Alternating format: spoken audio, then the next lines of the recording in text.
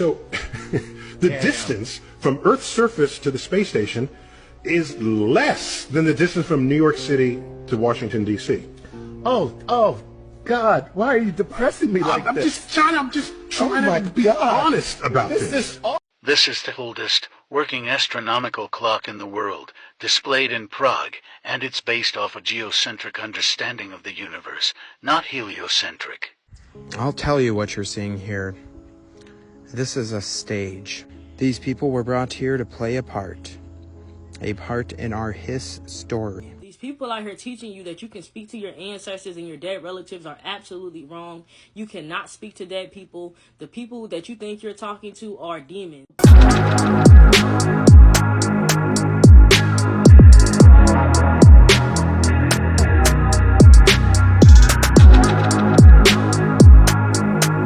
Welcome back. My name is Renee, and this is Highly Motivated, a channel where we check out different things that I find interesting, and hopefully you will too. I'm back with another thought-provoking and mind-opening TikTok compilation. I weed through all the nonsense so you don't have to.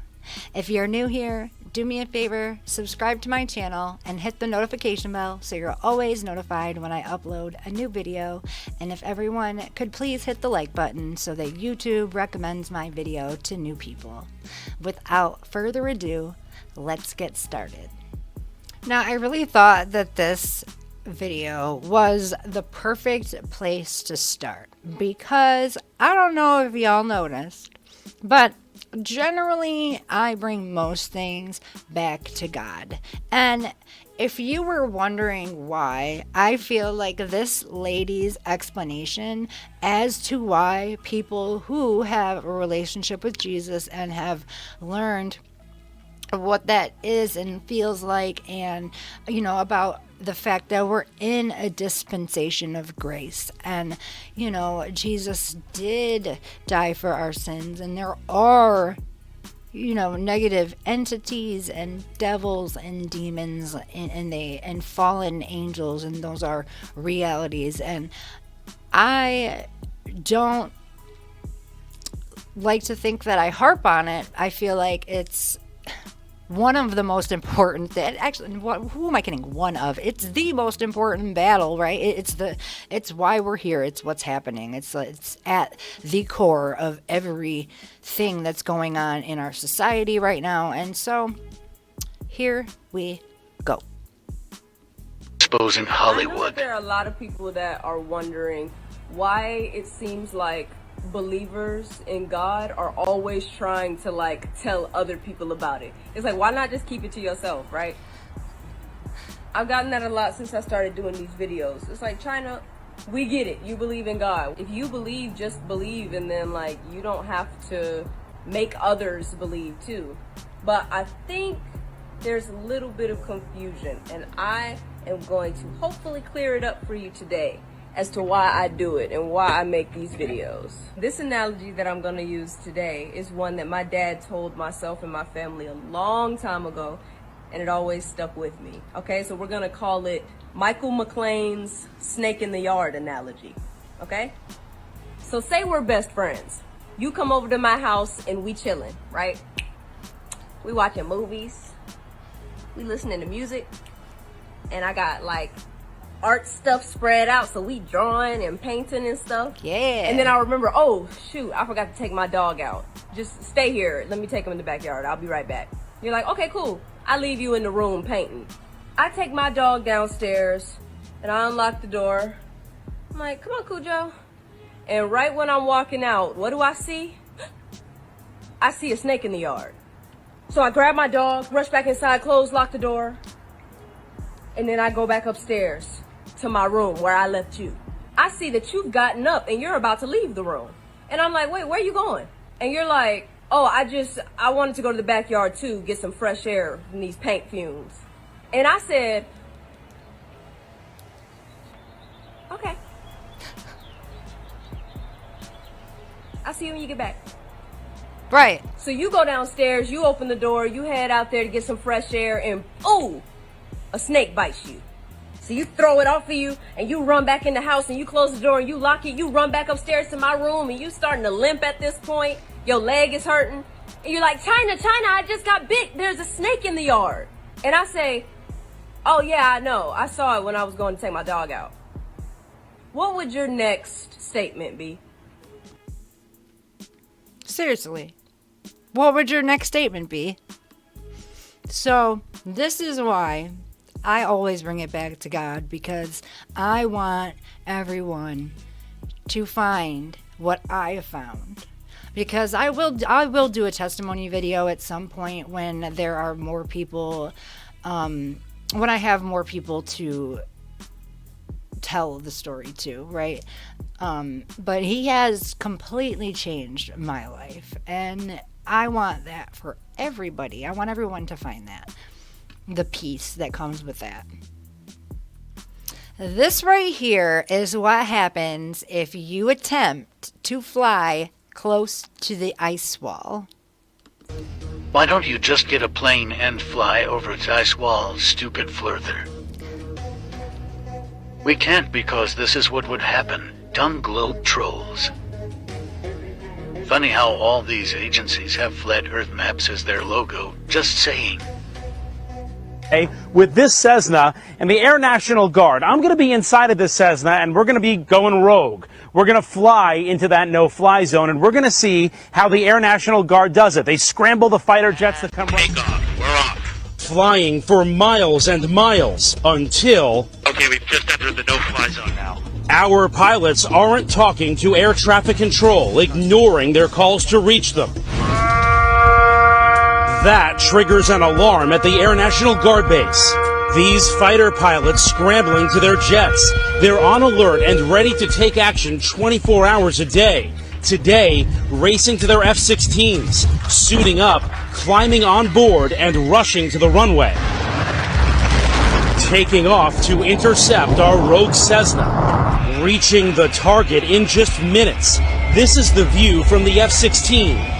That's my Cessna right there. Intimidating as you would think it would be. Look at that fighter jet. He's right off our wing. Another F-16 swooping in on the right, calling us on aviation frequencies. You have been intercepted. If you hear this transmission, acknowledge the radio call and rock your wing. He wants us to identify ourselves. We're a rogue aircraft, remember, for this demonstration, so we're not going to respond at all and see what this fighter jet is. You are ordered to turn to the northwest. The fighter jet giving us one last warning. After all of this, the pilot still won't listen. The plane won't leave the airspace. Will you shoot them down? If required, we'll execute the rules of engagement per the commander of the North American Aerospace Defense Command. And yes, we would do that. Shoot the plane down? If it meets the rules of engagement, yes, we would, to defend the airspace. Entering restricted airspace. You are ordered to turn west immediately. If you do not follow these instructions, you may be fired upon. Thanks for watching. Like, follow, and comment. So, there is something that they really, really, really don't want regular people seeing over there. Could it be more land? Could it be evidence of the firmament? Could it be both? Let me know what you think. This lady makes some very interesting points about what people call the ancestors, or even the idea that they can talk to loved ones that have passed. The reality is that you cannot do that, and I really like the way that she explains the reason why. Okay, back to the ancestors. The ancestors do not exist. Those are demons that you speak to. Those are spirits, and they are very wicked, and they will kill, steal, and destroy, just like the devil. That's what they came to do. That's their mission, is to kill, steal, and destroy, which is why it's important that you're not out here trying to communicate with the spirit realm. As I said in another video, Saul was killed for talking to a medium. So God does not want us to consult mediums and necromancers. The Bible says when you do those things, you defile yourself, and you become unclean to the Lord. He also calls those things an abomination. So these people out here teaching you that you can speak to your ancestors and your dead relatives are absolutely wrong. You cannot speak to dead people. The people that you think you're talking to are demons. Demons have knowledge that is supernatural, and they can give you knowledge about things. They sit and they watch. They watch your life. They watch what you do. That's how the devil knows how to work on your mind. They watch what you do, and they've watched even your bloodline. And I, one time, prior to being close to God, I got a psychic reading, and I went with a friend, and we both got readings, and I didn't know it then, but now I know. How come both of us ended up crying? If that was our loved one, as the medium claimed it was, why would both of our loved ones want to only bring up the worst thing that they could to cause us some sort of pain? And I didn't realize it then, but they were literally feeding off the energy that I allowed them. I made an agreement with a demon at that moment, and I had no idea. These are old videos from what this man believes to be a staged video that the inheritors set up for the purpose of creating his story of this country. I'll tell you what you're seeing here. This is a stage. These people were brought here to play a part in our his story. To think these people here built this massive and very old looking city when they seem to struggle to just figure out how to walk across the street. They're all organized, they're all in the same clothes, but they're all walking around like they don't have a single clue. And they don't. They are the inheritors. Those fresh faces who not only have no clue how to cross the street, but also seem to be bothered by the sun. As again, with their uniformed appearance, you see them all wearing hats and coverings. These were the freshly grown-up foundlings from the orphan asylums and orphan trains that swept this country. Incubator Cabbage Patch babies. Just look at my past videos on those. Question everything, friends. Until next time. That is a very, very interesting take. Have you heard of the Cabbage Patch babies and the orphan trains? And I'm not talking Cabbage Patch babies like the dolls, the actual inspiration for those dolls. Here is another video from the same creator, and this particular video is from around the same time frame, but this time in Norway. And I find it interesting that the same thing was going on in these major places at the same time, and I feel like I'm getting deja vu. And here you have Oslo, which is in southern Norway in 1912. And if you looked at my last video, the inheritors newly coming onto this land, you've seen one thing oddly missing from the 1899 video. Not a single child in the bunch. And now what do we see 13 years later? Well, it looks like they finally had some kids. But what do you notice about these kids? And the adults too. They have no clue what they're doing. They are given their roles to play. Be simple folk. Don't look at the camera. And they can't do that. Like, what's that lady, cradling that vegetable, or is she gonna buy it? Where's the vendor? I mean, all these common folk on the street wearing freshly dry, clean clothes. Maybe he was just late picking up his dry cleaning. Whenever I watch these videos, I get a very uncanny valley effect from these people. They're like a bunch of bad paid extras. You see a bunch of what appears to be work going on in the background, but if you look closely, very little is actually ever being done. Just a bunch of people looking like they belong. picking up random fruits and staring off into space. Soon these first-generation actors went on to form the Screen Actors Guild. Question everything, friends. What? That is crazy. The world is a stage. And from that long ago, the social engineering was real. Wow. This is a great one on how to prove the existence of God. Your eyeball's amazing. You know, at the back of your eye, there are 137 million light-sensitive cells in 1 square inch, called your retina. All of them wired straight to the brain. How would you like to hook up 137 million electrical connections in 1 square inch? You know, your eyeball's amazing. It would take a minimum of 100 years of Cray computer time to simulate what takes place in your eye many times every second. Eyeballs are amazing. But this textbook says, the complex structure of the human eye may be the product of millions of years of evolution. Why doesn't God get the glory for what he did? If painting is proof there was a painter, even if you never see the guy. A building is proof there was a builder, and a watch is proof there was a watchmaker, and design, the creation, is proof there was a creator. See, design simply demands a designer, period. Yep. The invisible things of him from the creation of the world are clearly seen. They are without excuse, the Bible says. There's no excuse. The psalmist said, when I consider the heavens. You know, God knows that the study of science will draw us to him. Satan knows that too. So Satan has worked really hard in the field of science to make sure it pushes kids away from God. Your eyeballs... The devil is a liar from the beginning, and he is always trying to be like the Most High. And while you can see evidence of our Creator everywhere you look, it makes sense that the devil would intertwine his number throughout his lies.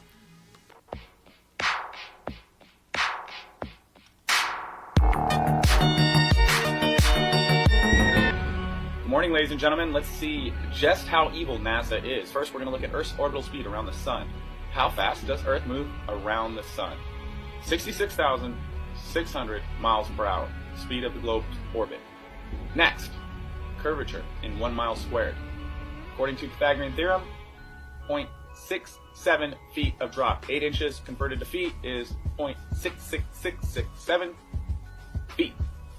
Curvature in 1 mile squared. Check. Earth's axial tilt, 23.4. But when you take 23.4 and subtract it from 90, a right angle, you get, believe it or not, 66.6. Again, axial tilt confirmed. Now let's take a look at the Antarctic and Arctic circles. Oh, would you like that? 66.6 degrees north and 66.6 degrees south. Now let's go over the diameter of the moon. This is a new one. I actually didn't know. It's 2,160 miles, but you take 6 times 6 times 6. There you go. 2160. The surface temperature of Uranus. Oh, there you go. Negative 216, which is 6 times 6 times 6. 216. Oh, you thought we were done. Let's do Pluto's orbital velocity. Wow. Scroll down here. Oh, there we go. 666. The speed of sound in knots. Speed of sound? Oh, well, look at that. 666 Oh, knots. geez. The Earth's circumference in nautical miles? Oh, 21,600. Oh, we've seen that number. Again, 600 times 6 times 6. Another coincidence, 21,600. How far is Mars from the sun? 1.666 astronomical units. Now let's look at Ceres' synodic period. And just as you expected, 666. Again, the devil's in the details, ladies and gentlemen. Saturn's orbital distance in kilometers. Let's take a look at the numbers. Oh, 1,426,666,000.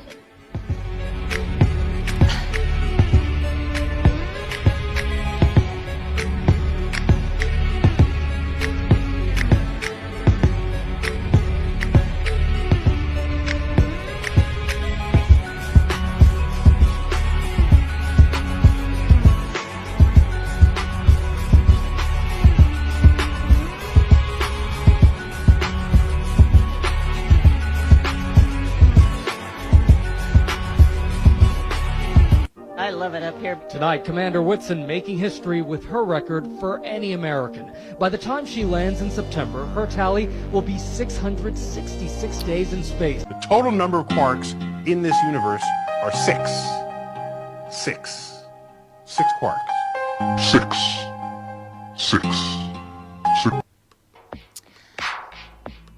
That, my friends, is way too many coincidences. And I don't believe in coincidences. And you heard what he said. The devil is in the details. Every quote comes from somewhere. In 1969, we were able to send somebody to the moon. 1969. Then we had the space shuttle. The space shuttle could only take people to low Earth orbit. Then the space shuttle retired, and the United States could take no one to orbit. So that's the trend. The trend is like down to nothing. Got to get this off my chest right now. When people say they want to go into space, I want to go. What do they typically mean by that? They mean I'm going to be an astronaut. I'm going into space, man. I'm going up there. I'm going up there. Up there, and generally they mean they want to go into orbit. Right? Anyone who has ever been in space. They don't mean that. They want to go to space, man. Well, okay. If that's the case, do you know how many people have left low Earth orbit? The Apollo astronauts. Okay, that left Earth. Right. To go to the moon. All right. Okay. And that's space. Those are the only people who have ever left Earth for a destination. That's cool. Every other astronaut, hundreds of them, are called astronauts, and we still say they went into space. And what that means is they went into low Earth orbit. Oh, that's just awful. And so low Earth orbit is, in practice, where the space station is. It's about a couple of hundred miles up.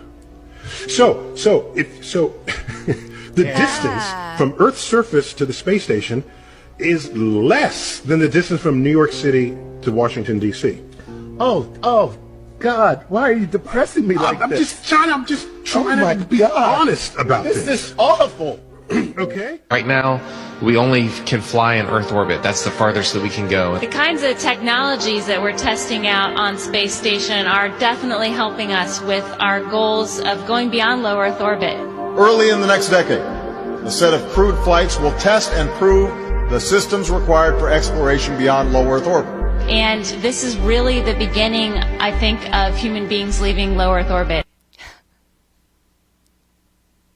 They can put a man on the moon, but they can't keep track of the equipment they use to do it. That's according to NASA reports obtained by the I-Team. Kennedy Space Center employees report just last year, nearly $500,000 of high-tech items simply vanished. Like this one, a digital video recorder valued at $100,000. Here's another one, 11 radios lost, price $35,000. And a high-tech wave reflectometer went missing in 2008. That's another $18,000. NASA officials say they're aware of the problem. We need to do a better job of keeping track of it, obviously, and we know that. We want to do a better job of it. Most of the missing items are computers, TVs, and radio equipment.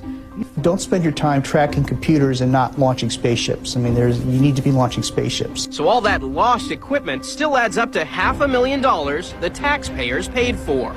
I'd go to the moon in a nanosecond. The problem is we don't have the technology to do that anymore. We used to, but we destroyed that technology, and it's a painful process to build it back again. I haven't seen anything that indicates the telemetry data is even in existence, and as I said, even if we had it, we don't have the machines to play it back. Right, we've been unable to track it down. I mean, we don't know where this telemetry data ended up, and we don't know what path it may have taken. So unfortunately, I'm afraid I can't really give you much of a clue as to where this data ended up and whether it still exists or not. And here we go.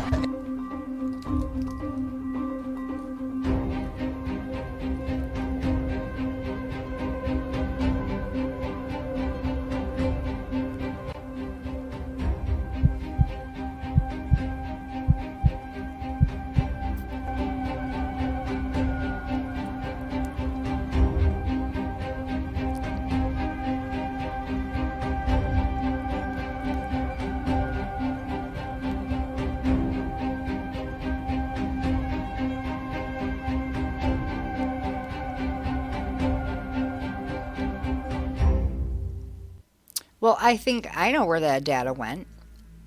Probably destroyed along with any other evidence that they couldn't explain. And I'm pretty sure that all of the set items and space shuttles are sitting in some sort of Hollywood storage unit somewhere.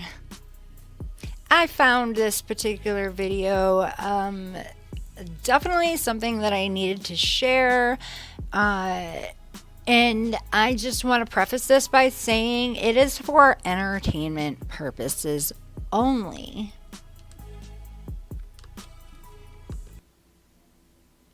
I need y'all to share this information. This could be the difference between life and death for millions and millions of people. On October the 4th, around 2:15, 2:20 Eastern Standard Time, the United States government is going to send a signal to every phone, right, as an alert system. Do not have your phones on. I can't verify 100%, but I'm about 90% sure that that sound is going to trigger something in the people. You ever seen that movie Kingsman?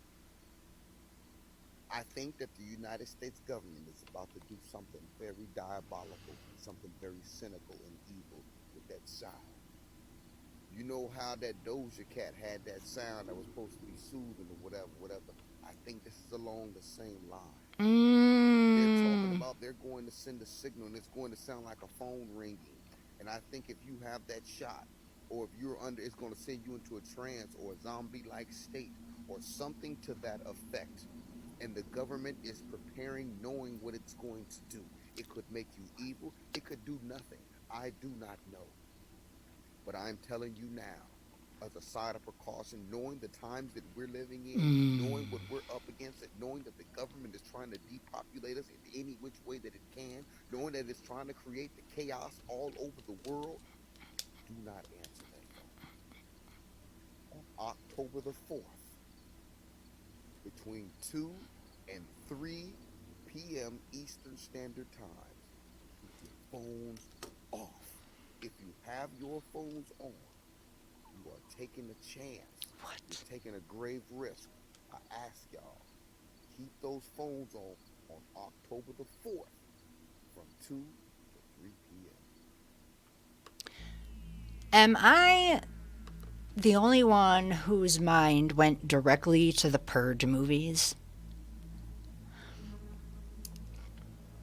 And I agree with him about the Depop because I think the Plan Dem thing, I think it was a test to see how many people would comply, and I think their answer was not enough. This is the science behind the large church bells that used to be everywhere, and if a healing frequency was the purpose, we know why they got rid of them. Healing us is not on their agenda.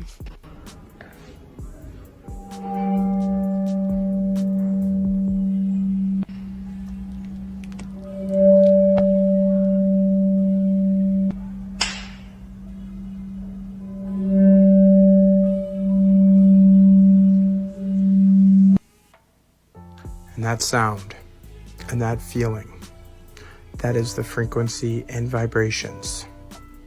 What the old world used so predominantly. And the true reason behind all the bells that magically disappeared. Or they tell us it was for ammunition for the wars. But many truths get lost in the fog of war.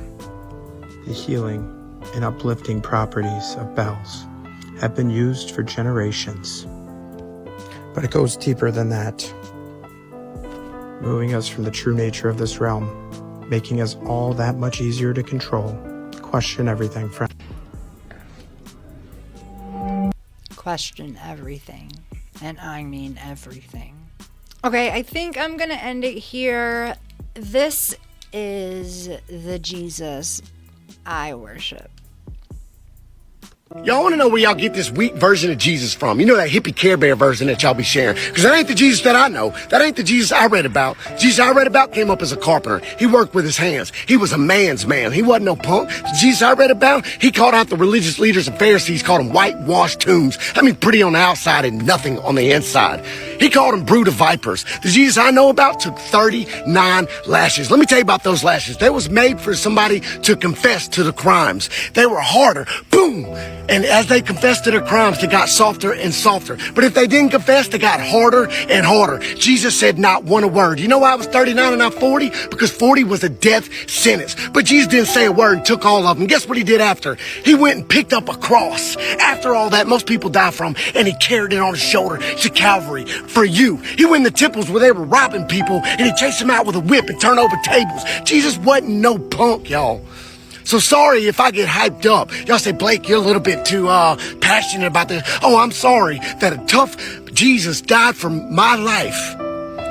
And I will not be quiet about it. Y'all just want some little pretty message all the time, and nobody stand up boldly for Jesus. I'm sorry, the Jesus I know, guess what it is? Hundreds of guards came to arrest Jesus. Hundreds. And when they said, I'm looking for Jesus of Galilee, Nazareth, what did he say? He said, I am. And they all fell down with the power. If he was so weak, why'd they bring hundreds? Jesus ain't weak. He's no Care Bear version. Jesus was kind and loving, but when he had to, he stood up boldly. After 39 lashes, he carried to the cross and died for you. He said, you do not take my life, I lay it down. Jesus wasn't no punk, and I'm not going to be no punk about Jesus either. I need y'all to stop painting that picture of a weak Jesus. He was mighty, but he was humble. Yes, and that is how he calls us to be. In the Bible, Jesus said that he died on the cross for those who would believe yet had not seen. And that is us, guys. We are those that believe but have not seen. I hope you guys enjoyed the video, and I will see you next time. And until then, stay prayed up and stay highly motivated.